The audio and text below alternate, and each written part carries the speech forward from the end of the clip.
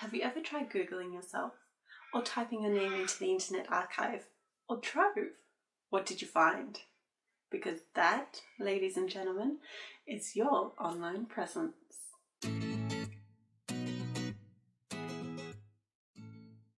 7 years ago at an Alia Sneak event, I was first introduced to the idea of an online presence. It was a speaker, Kim Tari, who first showed me what an online presence is and how I could bring mine up to scratch. But before I continue, you may be wondering, why do I need this online presence thing? Did you know, for those of us looking for work, that more and more employers are Googling potential employees? They're also checking out your LinkedIn profile. That is, if you have one. Not to mention, having an online presence means that you can connect with people around the world. You can discover new information. You can have an impact on your profession. And if curated well, your online presence can help you develop credibility with your peers. Basically, having an online presence means that you have a tool you can use to market yourself to the industry. So after listening to Kim Tari at this event, I went home and Googled myself. I was surprised to find old MySpace accounts and DeviantArt accounts, even some comments I'd made on Facebook pages. And considering the DeviantArt and MySpace accounts were filled with terrible poultry and attempted song lyrics, it wasn't exactly the first impression I wanted to make to potential employers. So I did some research. I found out about web crawling and search engine optimization and anything else I could think of to make my first 5 web results something different.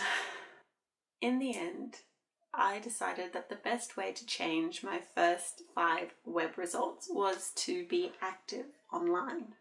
Google crawls websites that are updated regularly. That includes videos, images, and discussions and reviews. So, armed with this knowledge, I did a self-audit. I wanted to create a professional identity I'd be happy wearing for the next 10 years or so. In my self-audit, I wrote down the things that I am doing and the things that I'd like to be doing. Some themes quickly emerged, and it was easy to see which social media would help me get there quicker. Please keep in mind, doing things this way, it does take a bit for search engines to catch on. I think it was about 3 months of constant activity from me before I started noticing that my first 5 web results were changing. Okay, so going back to creating an identity. I can't really tell you how to do that, but I can suggest a couple of avenues you may like to take. You could decide to keep your new identity purely professional with no mention of your personal life at all. Your new identity could come under a pseudonym name. Or you could decide to mix the professional and personal. I must admit I decided to mix the two. My interests are very much in the glam space. I'm always tweeting or posting about some cultural event or place I've just visited. So for me, it made sense to have one online identity, one online presence for my professional and personal interests. As an upcoming library or information professional, there are a few places you will want to be seen online. LinkedIn is number 1. It's a convenient place to show off all your mad skills, and like Seek.com, it can be customized to do your job searching for you. You may have heard librarians love Twitter. Well, it's true. Twitter is a great place to follow communities and engage with those communities at your own pace, either by following a hashtag or participating in a Twitter chat.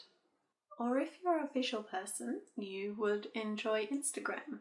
Like Twitter, you can find like-minded people via hashtags. And if those two aren't what you're looking for, why don't you try writing a blog or creating an online portfolio?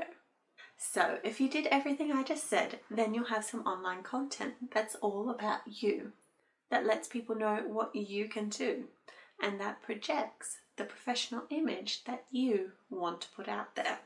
The next steps are simple. You need to use and link back to your online presence. Nobody's going to know about all the hard work you just put in if you don't link back to it. Did you create a Twitter account? Great!